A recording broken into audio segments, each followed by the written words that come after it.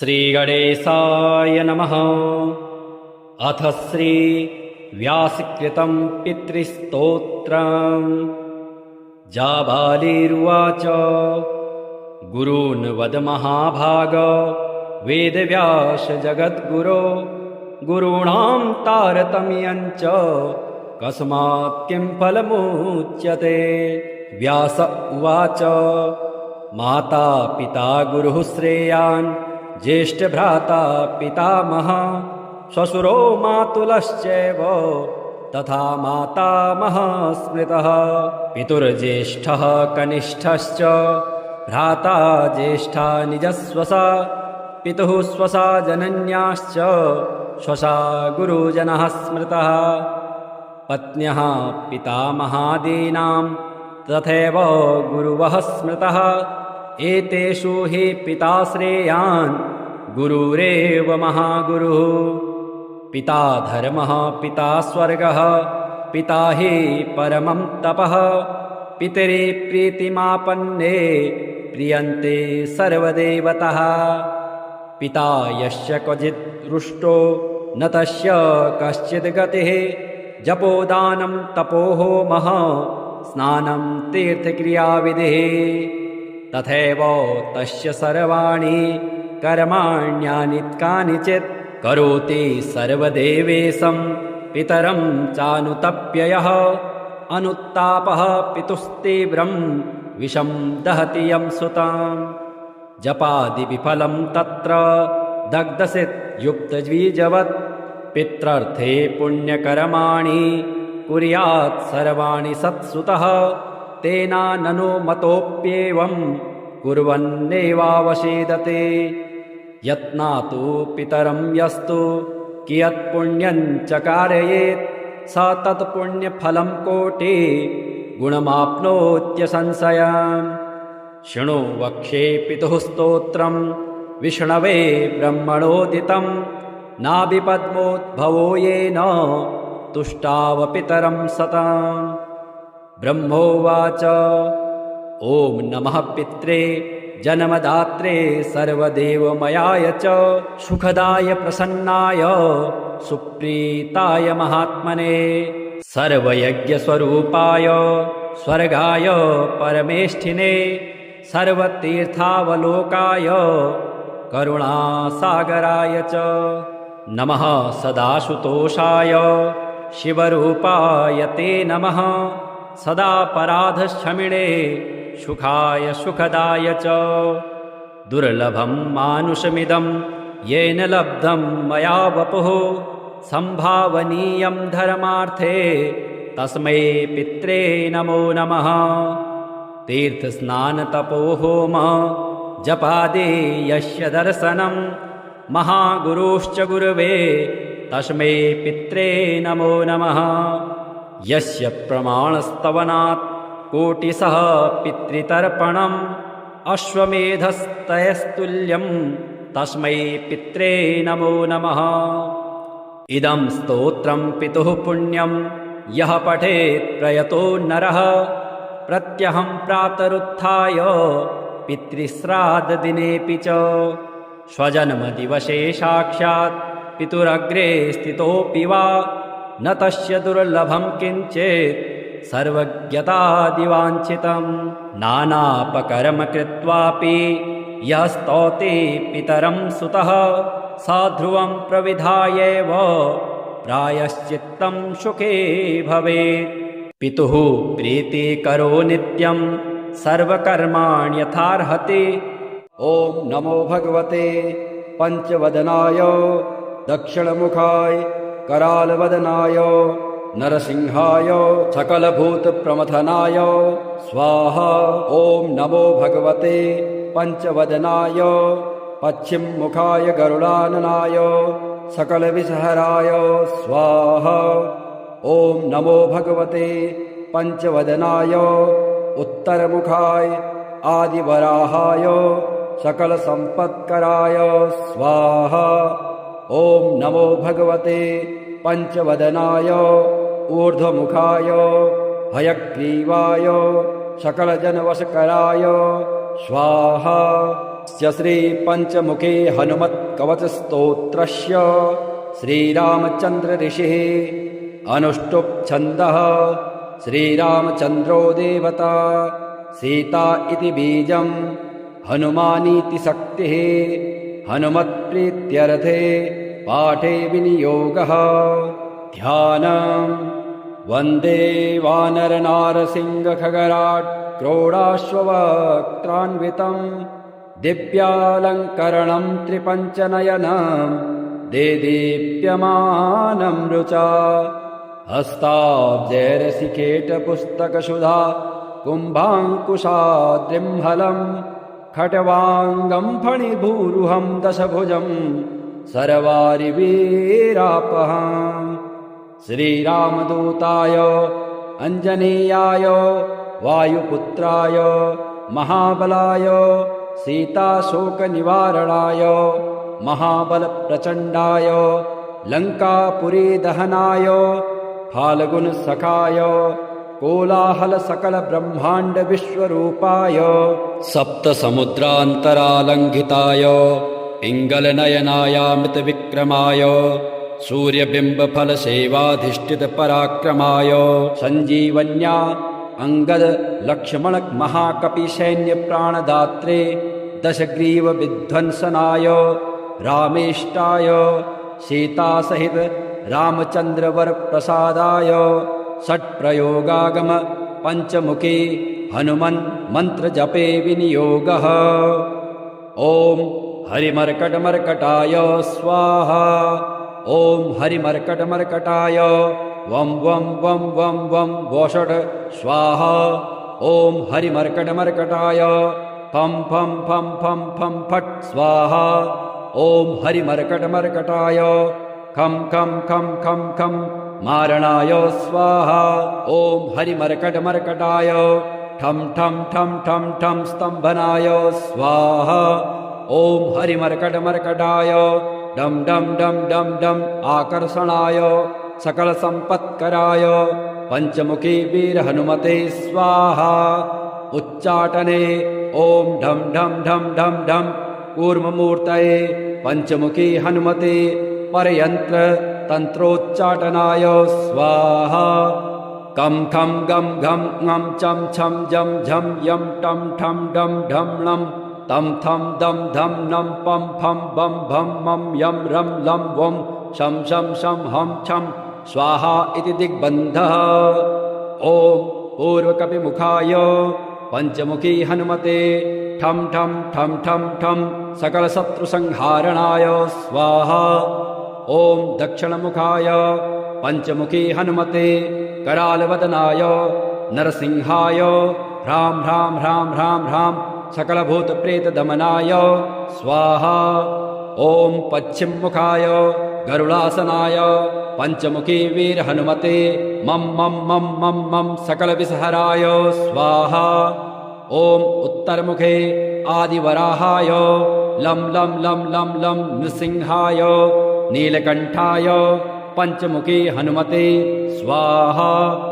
ॐ अञ्जनासुताय वायुपुत्राय महाबलाय रामेष्टफाल्गुनसखाय सीताशोकनिवारणाय लक्ष्मणप्राणरक्षकाय कपिसैन्यप्रकाशाय दशग्रीवाभिमानदहनाय श्रीरामचन्द्रवरप्रसादकाय महावीर्याय प्रथम ब्रह्माण्डनायकाय पञ्चमुखी हनुमते भूतप्रेत पिशाच ब्रह्मराक्षस शाकिनी डाकिनी अन्तरिक्षग्रह परयन्त्र परतन्त्र सर्वग्रहोच्चाटनाय सकलशत्रुसंहारणाय पञ्चमुखी हनुमद्वरप्रसादाय सर्वरक्षकाय जं जं जं जं स्वाहा।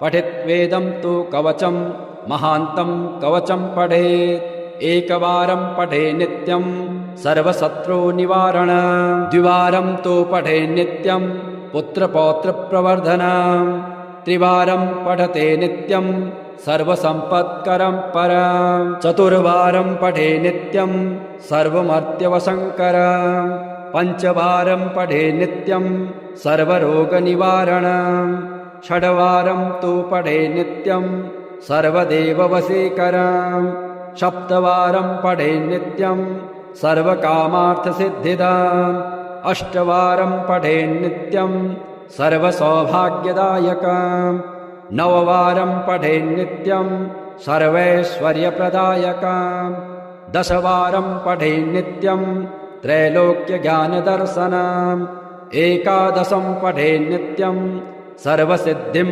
लभेन्नरः कवचं स्मृतिमात्रेण महालक्ष्मीफलप्रदाम् तस्माच्च प्रयता भाव्यं कार्यं हनुमतः प्रियम् वामे करे वैरिभिदं वहन्तं शैलं परे शृङ्खलहारटङ्कं ददानमच्छाच्च सुवर्णवर्णं भजे ज्वलत्कुण्डलमाञ्जनेयम् पद्मरागमणिकुण्डलत्विषा पाटले कृतकपोलमस्तकं दिव्यहेमकदलीवनान्तरे भावयामि पवमाननन्दनम् उद्यदादित्यशङ्काश मुदार भुजविक्रमं कन्दर्पकोटिलावण्यं सर्वविद्याविशारदम् श्रीरामहृदयानन्दं भक्तकल्पमहीरुहम् अभयं वरदं दौर्भ्यां कलये मारुतात्मजम् वामहस्ते महाकृच्च दशास्य करमर्दनम् उद्यद्वीक्षणकोदण्डं हनुमन्तं विचिन्तये स्फटिकाभं स्वर्णकान्तिं द्विभुजं च कृताञ्जलिं कुण्डलद्वयसंशोभे मुखाम्भोजं हरिं भजे जाबालिरुवाच गुरून् वद महाभाग वेदव्यास जगद्गुरो गुरूणां तारतम्यञ्च कस्मात् किं फलमुच्यते व्यास उवाच माता पिता गुरुः श्रेयान् ज्येष्ठभ्राता पितामहः श्वशुरो मातुलश्चैव तथा मातामहः स्मृतः पितुर्ज्येष्ठः कनिष्ठश्च भ्राता ज्येष्ठा निजस्वसा पितुः स्वसा जनन्याश्च स्वसा गुरुजनः स्मृतः पत्न्यः पितामहादीनां तथैव गुरुवः स्मृतः एतेषु हि पिता श्रेयान् गुरुरेव महागुरुः पिता धर्मः पिता स्वर्गः पिता हि परमं तपः पितरि प्रीतिमापन्ने प्रियन्ते सर्वदेवतः पिता यस्य क्वचित् रुष्टो न तस्य कश्चित् गतिः जपोदानं तपोहोमः स्नानं तीर्थक्रियाविधिः तथैव तस्य सर्वाणि कर्माण्यानि कानिचित् करोति सर्वदेवेशं पितरं चानुतप्ययः अनुत्तापः पितुस्तीव्रं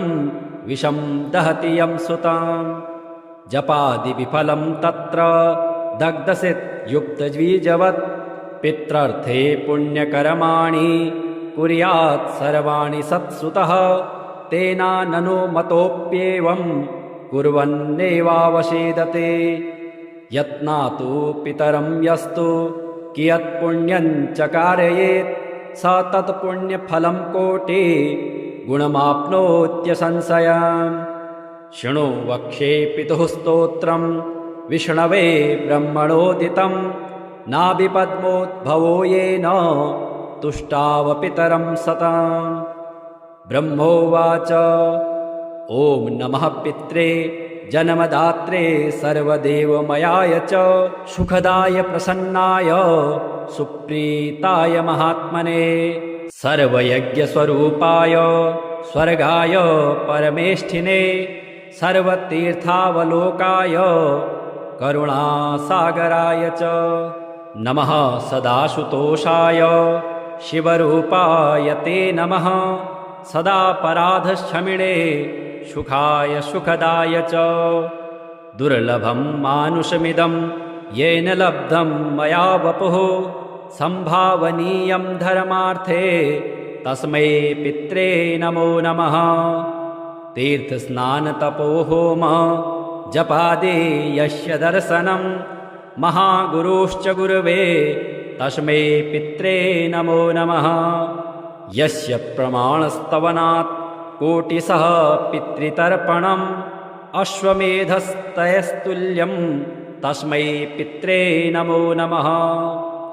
इदं स्तोत्रं पितुः पुण्यं यः पठेत् प्रयतो नरः प्रत्यहं प्रातरुत्थाय पितृश्राद्धदिनेऽपि च स्वजन्मदिवसे साक्षात् पितुरग्रे स्थितोऽपि वा न तस्य दुर्लभं किञ्चित् सर्वज्ञतादिवाञ्छितं नानापकर्म कृत्वापि यः स्तौति पितरं सुतः सा ध्रुवं प्रविधायैव प्रायश्चित्तं सुखे भवेत्।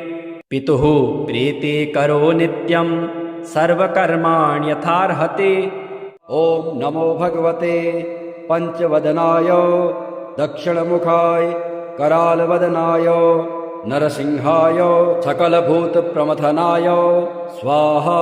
ॐ नमो भगवते पंचवदनाय पश्चिममुखाय गरुडाननाय सकलविषहराय स्वाहा। ॐ नमो भगवते पंचवदनाय उत्तरमुखाय आदिवराहाय सकलसम्पत्कराय स्वाहा। ॐ नमो भगवते पंचवदनाय ऊर्ध्वमुखाय हयग्रीवाय सकलजनवशकराय स्वाहा। श्री पंचमुखे हनुमत्कवचस्तोत्रस्य श्रीरामचन्द्र ऋषिः अनुष्टुप् छन्दः श्रीरामचन्द्रो देवता सीता इति बीजं हनुमानीति शक्तिः हनुमत्प्रीत्यर्थे पाठे विनियोगः। ध्यानं वन्दे वानरनारसिंहखगराट् क्रोडाश्ववक्त्रान्वितं दिव्यालङ्करणं त्रिपञ्चनयनं देदीप्यमानं रुचा हस्ताब्जैरसिकेटपुस्तकसुधा कुम्भाङ्कुशाद्रिम्हलं खट्वाङ्गं फणिभूरुहं दशभुजं सर्वारिवीरापहम्।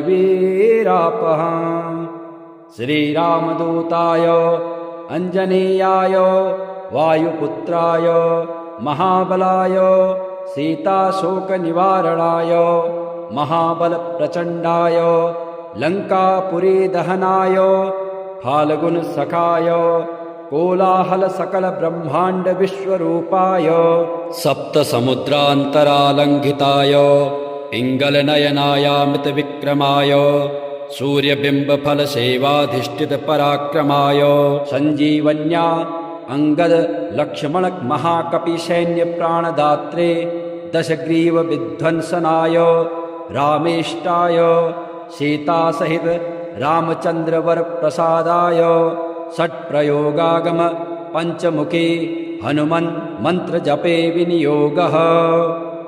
ॐ हरिमर्कटमर्कटाय स्वाहा। ॐ हरिमर्कटमर्कटाय वं वं वं वं वं वषट् स्वाहा। ॐ हरिमर्कटमर्कटाय फं फं फं फं फं फट् स्वाहा। ॐ हरिमर्कटमर्कटाय खं खं खं खं खं मारणाय स्वाहा। ॐ हरिमर्कटमर्कटाय ठं ठं ठं ठं ठं स्तम्भनाय स्वाहा। ॐ हरिमर्कटमर्कटाय डं डं डं डं डं आकर्षणाय सकलसम्पत्कराय पंचमुखी वीरहनुमते स्वाहा। उच्चाटने ॐ ढं ढं ढं ढं ढं कूर्ममूर्तये पंचमुखी हनुमते परयन्त्र तन्त्रोच्चाटनाय स्वाहा। कं खं गं घं ङं चं छं जं झं यं टं ठं डं ढं लं तं थं दं धं नं पं फं बं भं मं यं रं लं वं शं शं शं हं छं स्वाहा इति दिग्बन्धः। ॐ पूर्वकपिमुखाय पंचमुखी हनुमते ठं ठं ठं ठं ठं सकलशत्रुसंहारणाय स्वाहा। ॐ दक्षिणमुखाय पंचमुखी हनुमते करालवदनाय नरसिंहाय ह्रां ह्रां ह्रां ह्रां ह्रां सकलभूतप्रेतदमनाय स्वाहा। ॐ पश्चिममुखाय गरुडासनाय पञ्चमुखी वीरहनुमते मं मं मं मं मं सकलविषहराय स्वाहा। ॐ उत्तरमुखे आदिवराहाय लं लं लं लं लं नृसिंहाय नीलकण्ठाय पञ्चमुखी हनुमते स्वाहा।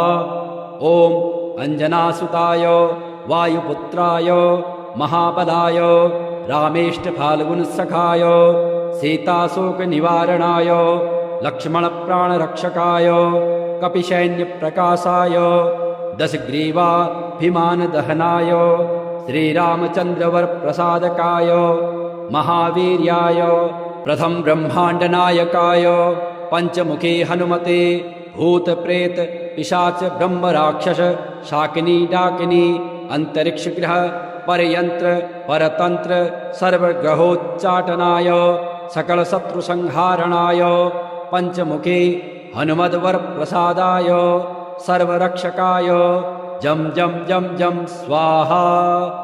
पठित्वेदं तु कवचं महान्तं कवचं पठेत् एकवारं पठे नित्यं सर्वशत्रुनिवारण द्विवारं तु पठे नित्यं पुत्रपौत्रप्रवर्धनं त्रिवारं पठते नित्यं सर्वसम्पत्करं परं चतुर्वारं पठे नित्यं सर्वमर्त्यवशङ्करं पञ्चवारं पठे नित्यं सर्वरोगनिवारणं षड्वारं तु पठे नित्यं सर्वदेववशीकरं सप्तवारं पठे नित्यं सर्वकामार्थसिद्धिदाम् अष्टवारं पठे नित्यं सर्वसौभाग्यदायकं नववारं पठे नित्यं सर्वैश्वर्यप्रदायकं दशवारं पठे नित्यं त्रैलोक्यज्ञानदर्शनम् एकादशं पठे नित्यं सर्वसिद्धिं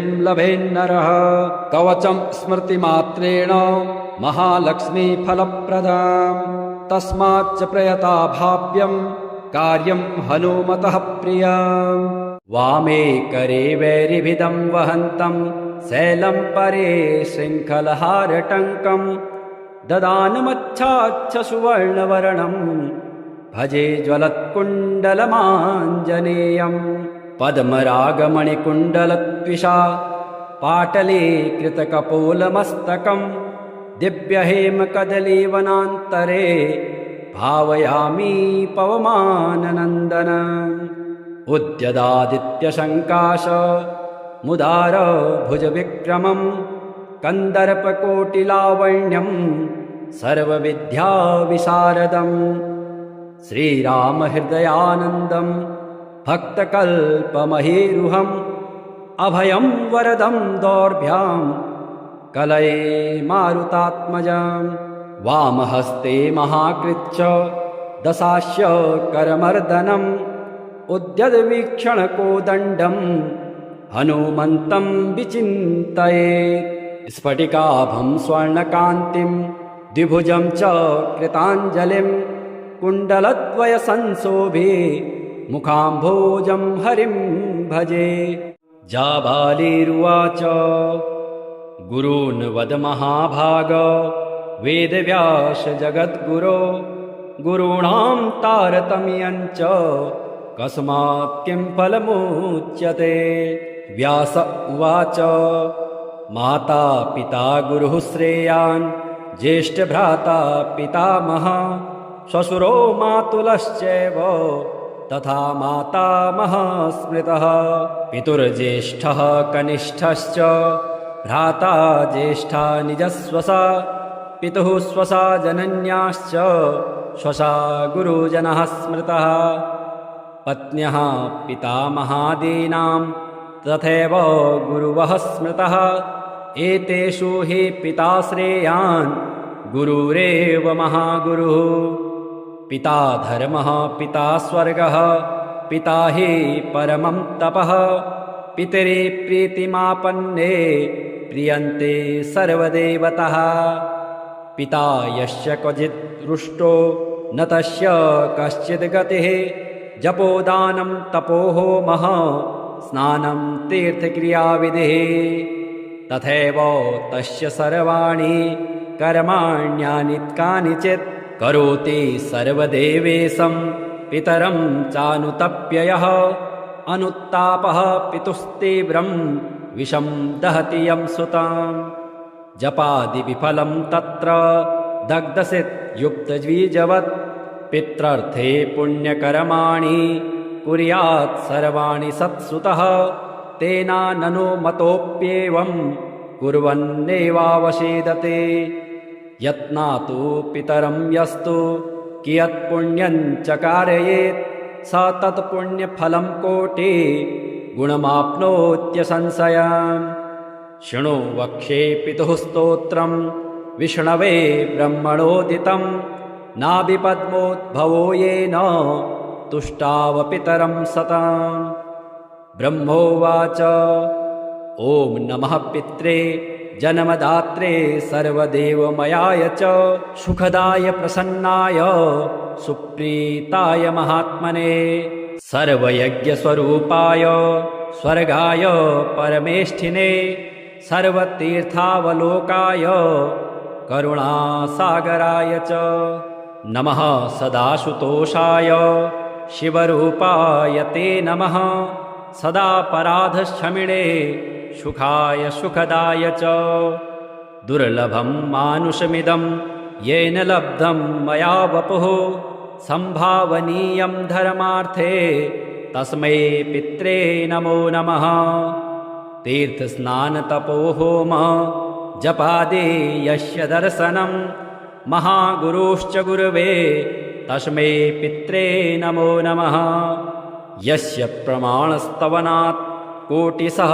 पितृतर्पणम् अश्वमेधस्तयस्तुल्यं तस्मै पित्रे नमो नमः इदं स्तोत्रं पितुः पुण्यं यः पठेत् प्रयतो नरः प्रत्यहं प्रातरुत्थाय पितृश्राद्धदिनेऽपि च स्वजन्मदिवसे साक्षात् पितुरग्रे स्थितोऽपि वा न तस्य दुर्लभं किञ्चित् सर्वज्ञतादिवाञ्छितं नानापकर्म कृत्वापि यः स्तौति पितरं सुतः स ध्रुवं प्रविधायैव प्रायश्चित्तं सुखे भवेत् पितुः प्रीतिकरो नित्यं सर्वकर्माण्यथार्हति ॐ नमो भगवते पञ्चवदनाय दक्षिणमुखाय करालवदनाय नरसिंहाय सकलभूतप्रमथनाय स्वाहा ॐ नमो भगवते पञ्चवदनाय पश्चिममुखाय गरुडाननाय सकलविषहराय स्वाहा ॐ नमो भगवते पञ्चवदनाय उत्तरमुखाय आदिवराहाय सकलसम्पत्कराय स्वाहा ॐ नमो भगवते पञ्चवदनाय ऊर्ध्वमुखाय हयग्रीवाय सकलजनवशकराय स्वाहा श्रीपञ्चमुखे हनुमत्कवचस्तोत्रस्य श्रीरामचन्द्र ऋषिः अनुष्टुप् छन्दः श्रीरामचन्द्रो देवता सीता इति बीजं हनुमानीति शक्तिः हनुमत्प्रीत्यर्थे पाठे विनियोगः ध्यानं वन्दे वानरनारसिंहखगराट्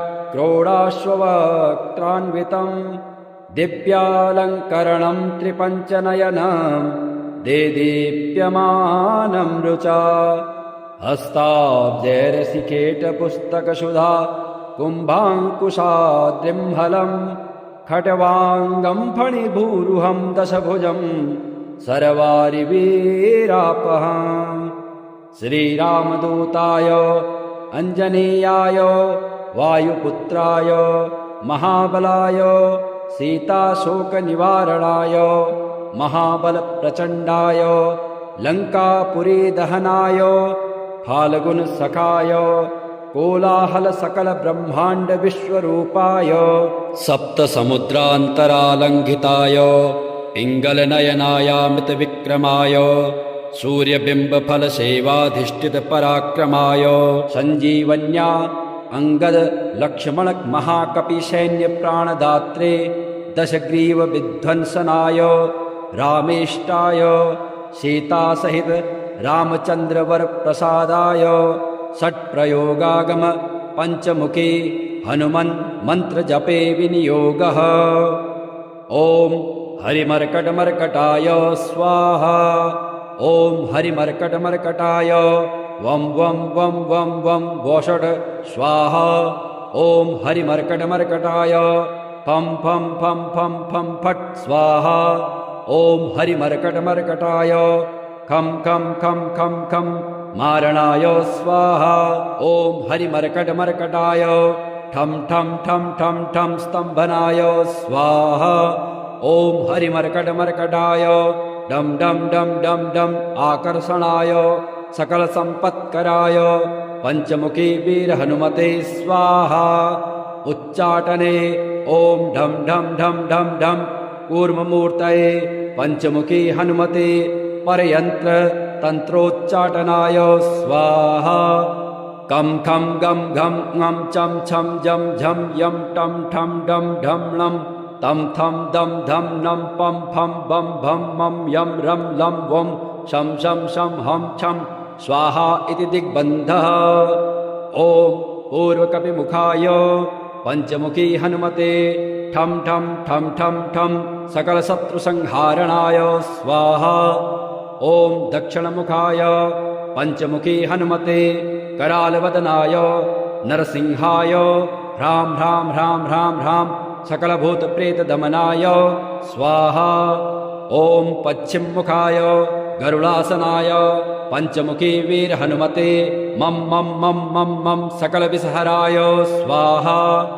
ॐ उत्तरमुखे आदिवराहाय लं लं लं लं लं नृसिंहाय नीलकंठाय पंचमुखी हनुमते स्वाहा। ॐ अंजनासुताय वायुपुत्राय महाबलाय रामेष्टफाल्गुनसखाय सीताशोकनिवारणाय लक्ष्मणप्राणरक्षकाय कपिसैन्यप्रकाशाय दशग्रीवाभिमानदहनाय श्रीरामचन्द्रवरप्रसादकाय महावीर्याय प्रथम ब्रह्माण्डनायकाय पंचमुखी हनुमते भूतप्रेत पिशाच ब्रह्मराक्षस शाकिनी डाकिनी अंतरिक्षग्रह परयंत्र परतंत्र सर्वग्रहोच्चाटनाय सकलशत्रुसंहारणाय पंचमुखी हनुमद्वरप्रसादाय सर्वरक्षकाय जं जं जं जं स्वाहा। पठित्वेदं तु कवचं महान्तं कवचं पठेत् एकवारं पठे नित्यं सर्वशत्रुनिवारण द्विवारं तु पठे नित्यं पुत्रपौत्रप्रवर्धनं त्रिवारं पठते नित्यं सर्वसम्पत्करं परं चतुर्वारं पठे नित्यं सर्वमर्त्यवशङ्करं पंचवारं पठे नित्यं सर्वरोगनिवारणं षड्वारं तु पठे नित्यं सर्वदेववशीकरं सप्तवारं पठे नित्यं सर्वकामार्थसिद्धिदाम् अष्टवारं पठे नित्यं सर्वसौभाग्यदायकं नववारं पठे नित्यं सर्वैश्वर्यप्रदायकं दशवारं पठे नित्यं त्रैलोक्यज्ञानदर्शनम् एकादशं पठे नित्यं सर्वसिद्धिं लभेन्नरः कवचं स्मृतिमात्रेण महालक्ष्मीफलप्रदाम् तस्माच्च प्रयता भाव्यं कार्यं हनुमतः प्रियम् वामे करे वैरिभिदं वहन्तं शैलं परे शृङ्खलहारटङ्कं ददानमच्छाच्छ सुवर्णवर्णं भजे ज्वलत्कुण्डलमाञ्जनेयं पद्मरागमणिकुण्डलत्विषा पाटले कृतकपोलमस्तकं दिव्यहेमकदलीवनान्तरे भावयामि पवमाननन्दनम् उद्यदादित्यशङ्काश मुदार भुजविक्रमं कन्दर्पकोटिलावण्यं सर्वविद्याविशारदं श्रीरामहृदयानन्दं भक्तकल्पमहीरुहम् अभयं